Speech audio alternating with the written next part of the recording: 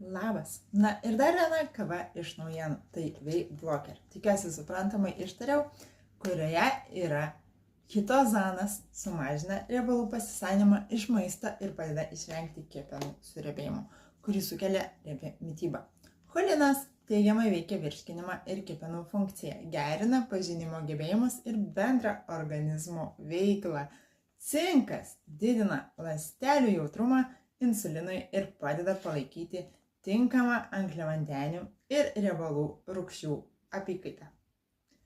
Toliau chromas padeda reguliuoti cukraus kiekį kraujyje, slopina kortizolio išsiskyrimą ir švelnina nuotaikų kaitą.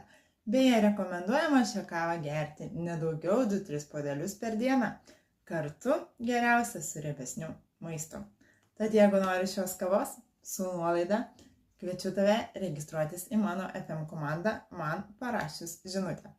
Taip pat gali pirkti ir kliento kainą, tai taip pat laukiu žinutės. Tad kiekvienas renkasi, kas jam geriau. Parašykite.